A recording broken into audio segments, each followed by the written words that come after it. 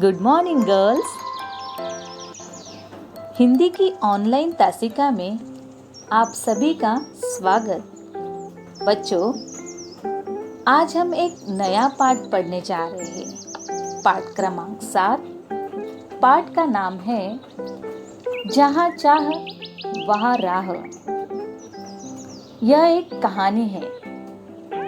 इस कहानी के लेखिका का नाम है अनुराधा मोहिनी।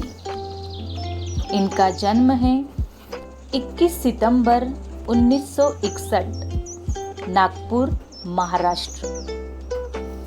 इनका परिचय अनुवाद के क्षेत्र में अनुराधा मोहिनी जी ने अमूल्य योगदान दिया है तथा आपने विविध पारिभाषिक कोशों की निर्मिति में सहभाग, वैचारिक एवं ललित पुस्तकों का संपादन किया है। प्रस्तुत कहानी में लेखिका ने संकल्प शक्ति और उसके समुचित क्रियान्वयन से असंभव काम को संभव करने की प्रेरणा दी है। बच्चों, जहाँ चाह वहाँ राह, यह एक कहावत है। इस कहावत का अर्थ है इच्छा होने पर मार्ग मिलता ही है। इच्छा होने पर मार्ग मिलता ही है। इस पाठ में बताया गया है कि यदि मनुष्य के मन में किसी काम को करने की इच्छा हो तो वह बड़े से बड़ा काम भी सफलतापूर्वक कर लेता है। यसंबा गांव के बीचों बीच एक नाला बहता था। बरसात के दिनों में बच्चे नाला पार करके पाठशाला नहीं जा पाते थे। बच्चों ने आपस में सलाह की और नाले पर पुल बनाने का निश्चय किया। गांव के सब लोगों से चंदा इकट्ठा किया, सामग्री खरीदी, बुजुर्गों के अनुभव से लाभ उठाया। गांव के सभी लोगों ने विद्यार्थियों का साथ दिया और 15 दिनों के सामूहिक श्रमदान से पुल बनकर तैयार हो गया। तो बच्चों, असंभव काम को संभव किस प्रकार किया जा सकता है, इस पाठ द्वारा हम समझ लेंगे। तो आइए बच्चों, हम पाठ का वाचन करते हैं और पाठ अच्छी तरह समझ लेते हैं। यसंबा गांव की पाठशाला की घंटी बजी। धुआंधार बरसात हो रही थी। वर्षा के कारण प्रार्थना मैदान पर न होकर कक्षा में संपन्न हुई। उपस्थिति लेते हुए गुरुजी ने देखा कि आज कक्षा में बहुत कम विद्यार्थी हैं। आज इतने विद्यार्थियों के अनुपस्थित रहने का कारण क्या है? उन्होंने विद्यार्थियों से पूछा। वही नाला गुरुजी, सबने एक स्वर में उत्तर दिया।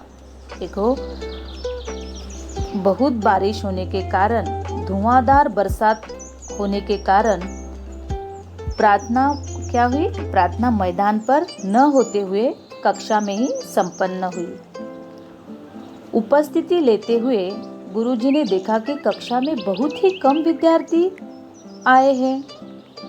तो गुरुजी ने पूछा कि इतने कम विद्यार्थी क्यों आए हैं आज कक्षा में? ऐसा प्रश्न किया गुरुजी ने।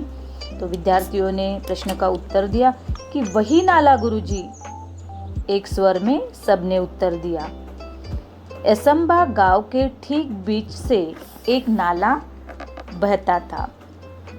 गांव की बस्ती नाले के एक तरफ थी, पाठशाला और खेत दूसरी तरफ थे। बरसात के दिनों में नाले में कई बार 4 से 5 फीट तक पानी भर जाता था। बड़े बुजुर्ग तो किसी तरह अपने गाय बैलों के साथ नाला पार कर लेते थे। देखो, यसंबा गांव के ठीक बीच से एक नाला बहता था। गांव की बस्ती नाले के एक तरफ थी और पाठशाला और खेत दूसरी तरफ थे। बड़े बुजुर्ग जो थे वो किसी तरह अपने गाय बैलों के साथ नाला पार कर खेतों में चले आते, किंतु पाठशाला आने के लिए नाला लांघना विद्यार्थियों के लिए संभव नहीं था। बच्चों, यहाँ पर नाला लांघना मतलब नाला पार करना, लांघना मतलब पार करना विद्यार्थियों के लिए क्या नहीं था, संभव नहीं था। जब जब जोरों की बारिश होती उस दिन कक्षा में विद्यार्थियों की उपस्थिति पर असर पड़ता था, और जब जब जोरों की बारिश होती थी उस दिन क्या होता था, कक्षा में विद्यार्थियों की उपस्थिति पर असर पड़ता था, यानी परिणाम। यहाँ पर असर का अर्थ है परिणाम, विद्यार्थियों की उपस्थिति पर परिणाम पड़ता था, यानी विद्यार्थी कम उपस्थित रहते थे कक्षा में, क्योंकि विद्यार्थियों के लिए वो नाला पार करना क्या नहीं था, संभव नहीं था। अनेक बार विद्यार्थी पूरे सप्ताह पाठशाला नहीं जा पाते। इसके चलते गांव में बरसात, नाले में भरा पानी, पाठशाला से छुट्टी, यसम्बा की यही कहानी। यह गीत गांव में प्रचलित हो गया था। कौन सा गीत प्रचलित हो गया था गांव में? इसके चलते गांव में बरसात, नाले में भरा पानी, पाठशाला से छुट्टी, यसम्बा की यही कहानी। यह गीत गांव में प्रचलित हो गया था। प्रचलित मतलब जिसका चलन हो, प्रचलित मतलब जिसका चलन हो। पाठशाला में अनुपस्थिति का विद्यार्थियों की पढ़ाई पर बहुत बुरा प्रभाव पड़ता। अच्छी श्रेणी लाने वाले विद्यार्थी भी वार्षिक परीक्षा में पीछे रह जाते। सब परेशान थे, पर क्या करते, मार्ग असंभव था। देखो, पाठशाला में अनुपस्थिति का क्या विद्यार्थियों की पढ़ाई पर बहुत बुरा प्रभाव पड़ रहा था। अच्छी श्रेणी लाने वाले विद्यार्थी भी पीछे रहने लगे थे। सब परेशान थे, पर क्या करते, मार्ग क्या था, असंभव था। असंभव में मूल शब्द है संभव, है ना। असंभव में मूल शब्द क्या होता है, संभव होता है। यही संभावना एक दिन एकाएक काम कर गई। यहाँ पर संभावना का अर्थ है कल्पना। यही संभावना एक दिन एकाएक काम कर गई। हुआ यह कि उस दिन भारी वर्षा के कारण यसम्बा के अधिकांश विद्यार्थी पाठशाला नहीं जा पाए थे। सो दोपहर बाद बरसात थोड़ी रुकने पर चौपाल में बरगद के पेड़ के नीचे चबूतरे पर बैठे वे आपस में बातचीत कर रहे थे। तभी तुषार ने कहा, देखो बच्चों, यहाँ पर वर्षा के कारण यसम्बा के अधिकांश विद्यार्थी पाठशाला नहीं जा पाए थे। बहुत भारी वर्षा हुई थी और ज़्यादातर बच्चे, अधिकांश विद्यार्थी पाठशाला नहीं जा पाए थे। सो दोपहर में क्या हुआ, देखो दोपहर बाद जब बरसात थोड़ी रुकने पर चौपाल में बरगद के पेड़ के नीचे चबूतरे पर बैठे वे आपस में क्या कर रहे थे, बातचीत कर रहे थे सारे बच्चे। तभी तुषार ने कहा, अरे इस बरगद के पेड़ में भूत है, यहाँ क्यों बैठे हो? भूत ऊत सब कोरी कल्पना और बकवास है। तब एक ने कहा कि ये भूत ऊत सब कोरी कल्पना है, बकवास है। बकवास मतलब व्यर्थ की बातें हैं। क्या हम में से किसी ने भूत देखा है? सब केवल मनगढ़ंत बातें हैं। सब केवल क्या है, मनगढ़ंत बातें। मनगढ़ंत बातें मतलब मनगढ़ंत का अर्थ है मन से गढ़ा हुआ। जूही ने कहकर बातचीत आगे बढ़ाई। देखो, सब केवल मनगढ़ंत बातें हैं। जूही ने कहकर बातचीत क्या आगे बढ़ाई। आज एक और अनुपस्थिति लग गई मेरी। अब तक 14 अनुपस्थितियां हो चुकी इस बरसात में।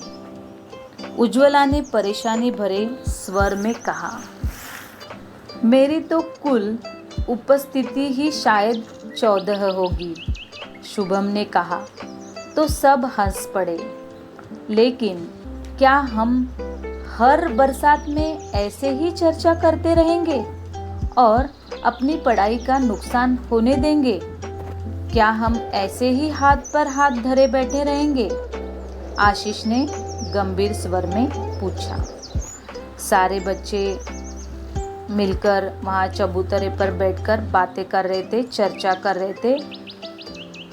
हम कर भी क्या सकते हैं, हम तो बच्चे हैं, तुषार ने कहा। सच कहा तुषार तूने, हम बच्चे कर भी क्या सकते हैं, हम बच्चे कर भी क्या सकते हैं। इस वाक्य को गीत की तरह गाकर एक साथ तालियां बजाकर वहाँ बैठे बच्चे जोर जोर से हंसने लगे। और हम बच्चे कर भी क्या सकते हैं, हम बच्चे कर भी क्या सकते हैं, इस वाक्य को गीत की तरह गाकर एक साथ तालियां बजाकर वहाँ बैठे बच्चे क्या कर रहे थे, जोर जोर से हंसने लगे। हंसो मत, कोई कुछ कर सकता है तो वह हम ही हैं। आत्मविश्वास भरा यह स्वर दामिनी का था। और देखो, स्वयं पर विश्वास रखते हुए दामिनी बोली कि आत्मविश्वास भरा यह स्वर दामिनी का था। यहाँ पर आत्मविश्वास, आत्मविश्वास का अर्थ है स्वयं पर विश्वास। हर समस्या का निदान संभव है। प्रकृति ने हमको क्या विचार करने के लिए बुद्धि दी है। हर समस्या का निदान संभव है। निदान मतलब समाधान। हर समस्या का समाधान संभव है। प्रकृति ने विचार करने के लिए हमें बुद्धि दी है। मुझे विश्वास है कि हम सब मिलकर विचार करेंगे तो कोई ना कोई रास्ता अवश्य मिलेगा। कोशिश करने वालों की कभी हार नहीं होती।